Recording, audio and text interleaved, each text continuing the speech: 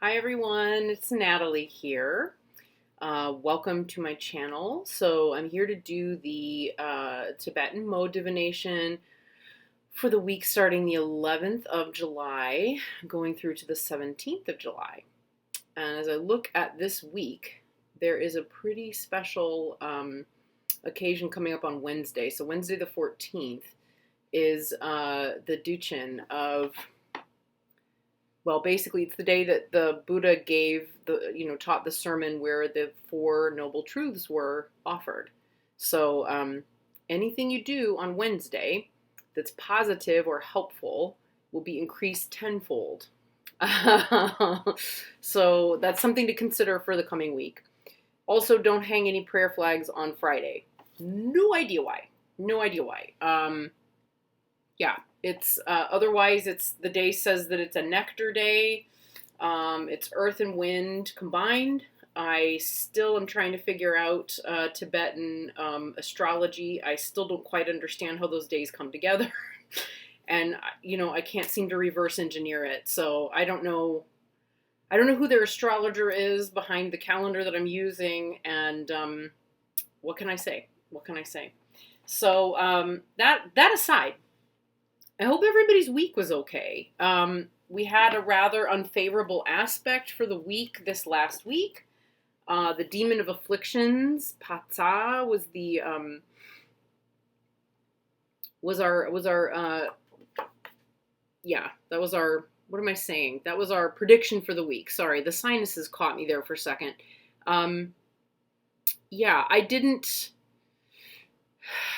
It didn't really hit me like hard. It was not a hard hitting week this last week.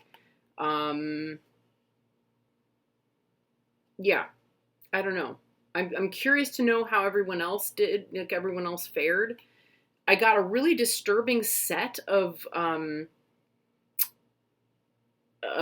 predictions this week from the cards, and it's only Saturday night, so I realized that given the way that I work, Sunday is the next day, which is tomorrow. So, I mean, anything could happen, but it was interesting. It was very, very interesting. I'm not sure I've really completely finished going through all of the different predictions and figuring out like what they could have meant or how I may have misunderstood them or what.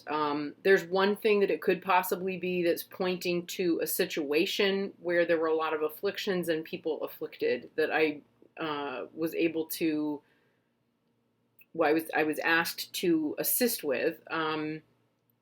But that's really the only thing that comes to mind. Otherwise, it was really actually kind of a nice week, which was kind of nice, So I don't know. It's very interesting. It's very interesting. We have had tornadoes, that said. We did have a lot of wind.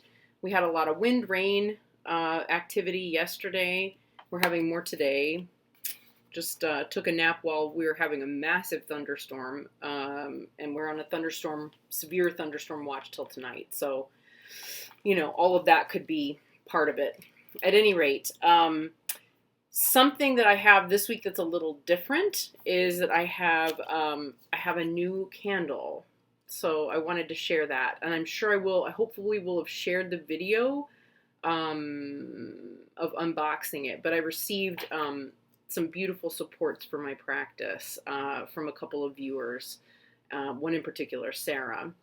And she sent me these lovely beeswax candles that are like little votives, and I believe, if I'm not misunderstanding, that I know who the maker is as well, who's also a viewer of the channel.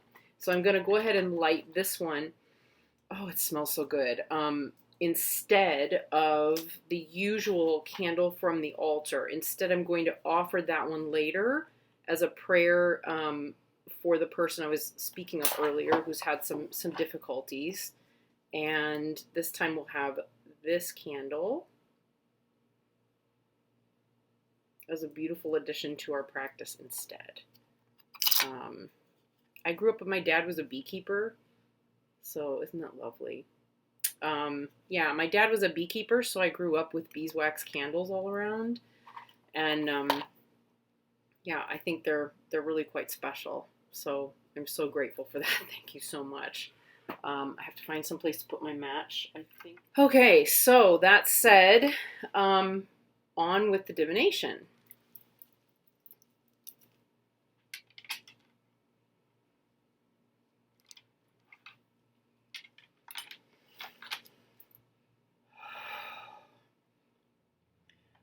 Omara Patanadi, Omara Patanadi, Omara Patanadi, Omara Patanadi, Omara Patanadi.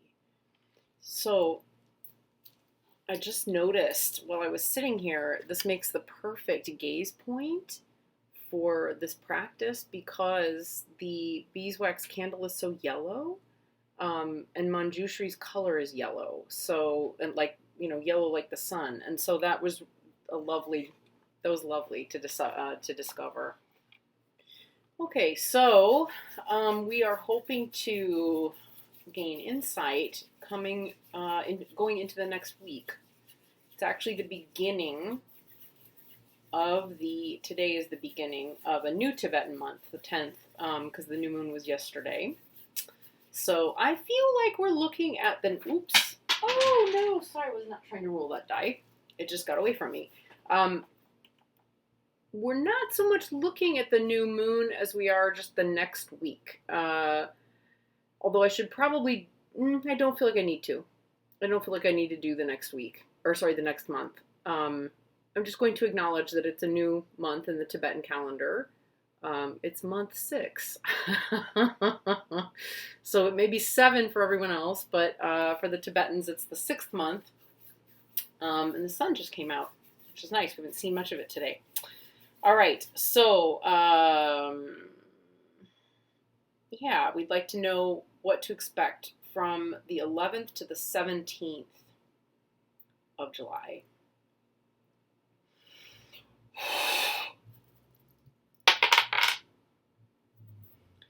Okay, so D is the first one, so it will be positive no matter what. D is like D is even better. D is it's divinity. It's divine space, and yeah, there's no specific gender to it or anything. It's just it's a really auspicious syllable. Really, really good. So if D or is added to any of the other syllables, you can expect things to be increasing and better overall. So that is our outer aspect for the week. The inner aspect for the week.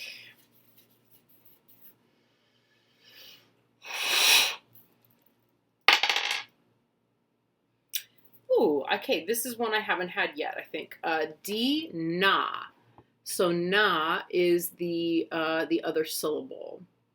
And I believe na is, I want to say na is air. We'll find out in a moment. But D na is our divination. Okay, indeed, this is not one that we've had before. And I'm going to have to pull my little calendar, my Tibetan calendar off the wall for a minute here. Hang on. So I just want to show you, this is the coming week, right? The 11th to the 17th. And here's today, right? So you can see the 6th month is what the square is. And the 1 there is that it's the first day of that 6th month. And then, of course, that's the Western calendar there in black, because most of us are Western. If you look in the center of the week, that is the symbol that gets used for these holidays. Okay, so the way that D na looks, I gotta put the calendar somewhere. There we go. The way that D na looks is the wheel. Yeah, it's the golden wheel. So if D na, the golden wheel, appears, then there's prosperity and well-being, like the obtaining of a kingdom by a prince. There is prosperity and well-being. Oh, may it be so. May it be so. May it be so. Yeah. How, you can't make this up. You can't make this stuff up. How do you do? I mean, I don't know. I don't get it. but I'll take it. I'll take it. Yeah. We've had some challenging aspects of late. And actually, that's why I should say that's also why there is not a there was not a new moon divination, because every time I sat down to try and do it, or thought, okay, today I'll have time to get that done, because I try to do it earlier in the week if I can, it just didn't work out, and I couldn't seem to get it done because something else would come up that was really kind of urgent last week. So I guess I wasn't feeling the ta so much. I wasn't feeling it so much personally as I was helping those who were feeling it personally. So also challenging in its own way, right? Okay, so D Na, the golden wheel. So the sign of this divination is known as the amazement of obtaining a treasure without effort. Wow. I'll take it. I'll take it, right? So again, how does that affect everything, right? There's stable and good. Family and property life, stable and good. Intentions and aims, because they are steady in the long run, the prospects are good, especially you will be foremost in worldly customs and manners. Interesting. I'm not sure what that means. Intentions and aims, because they are steady in the long run, the prospects are good. Okay, I guess because we're looking at having, I guess those of us who have them, have aims that have been steady and paced really, really consistently for the long run, which makes the prospect better. And I think, when it comes to customs and manners, those are going to make things better. You're going to have more of an opportunity when your manners and customs are good to have your intentions and aims fulfilled. So friends and wealth are on the increase this week. They're on the increase. Enemies, they will come under your control, which I guess is good. Certainly if you're living in medieval Tibet, having your enemies come under your control would definitely be an auspicious good thing. Guests, they will be victorious and happy. We like it when our guests are victorious and happy. Illness, though there is definitely no danger to the sick person, since some god is displeased with this person, he or she will take a little while to recover. Keeping in mind that in the Tibetan tradition, gods and demons are viewed similarly, right? They're in the mind. They're in the mind. So a god or demon, if they're angry with you, it's more a reflection of an aspect of ourselves that is that's angry, if that makes sense. So, yeah. I'm trying to think of a good example. Let's think of it this way, right? Let's imagine, because this was true at one time. Let's imagine that I'm a super healthy, someone who goes to the gym all the time. I so don't do that anymore. And is in training to become a yoga teacher, because that really happened. I really did train to become a yoga teacher. And I got sick. And I'm also teaching acting and theater and movement and so forth, which is also a true story. Let's imagine I do those things and unfortunately I become really, really sick or injured. That also happened because I'm human.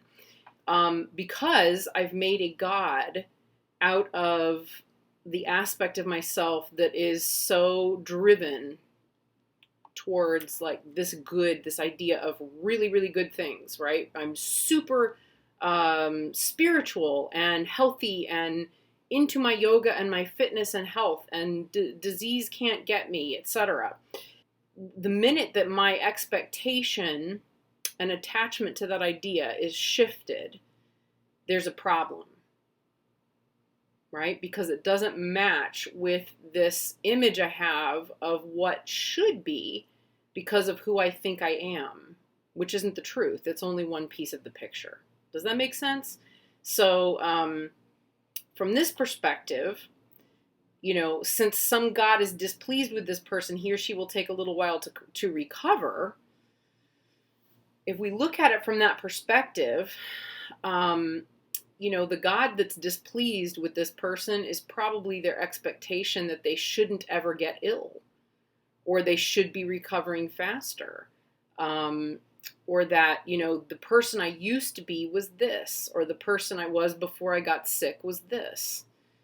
When you put it in that perspective and recognize, wait a minute, but that's just not, that doesn't contain the whole truth, right? The whole truth is that we're all of a nature to become old, to become sick, to fail, to say or do things that are ill-conceived or poorly thought through.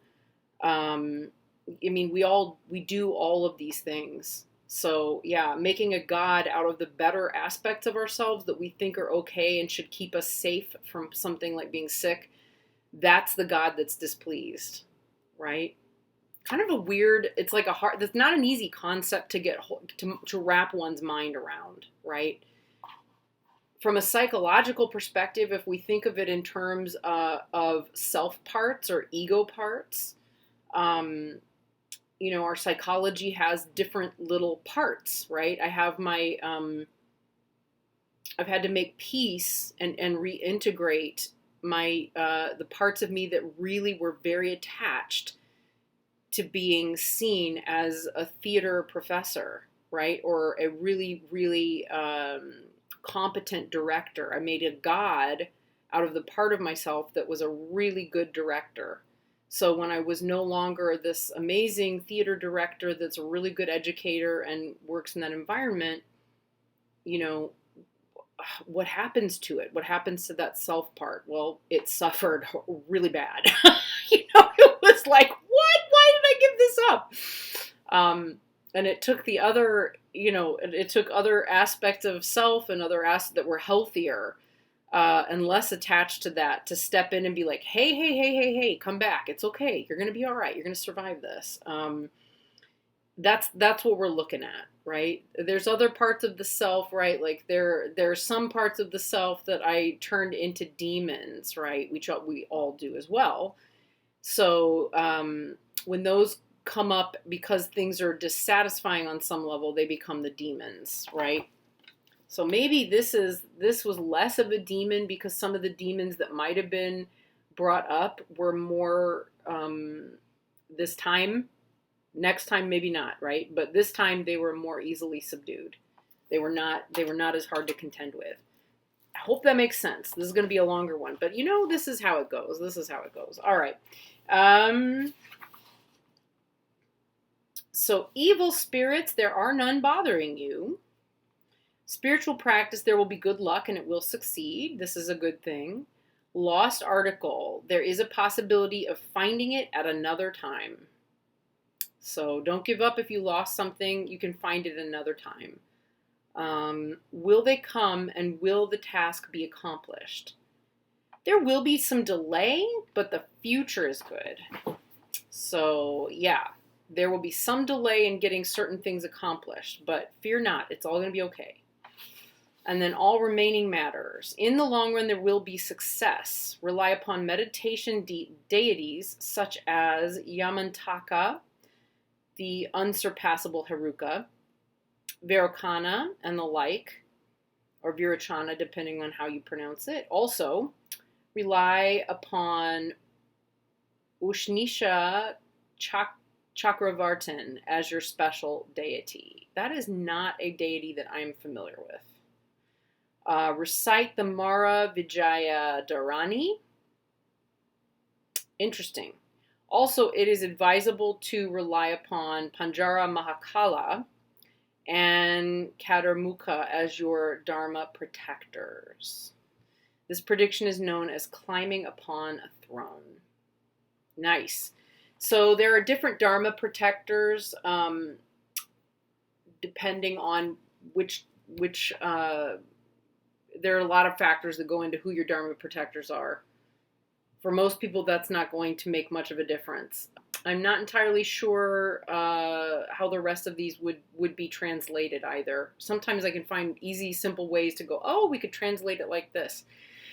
I'm not really sure how to translate those, but suffice it to say that any spiritual practice that we put into place this week with sincerity and with the intent upon doing good and offering good for others is going to be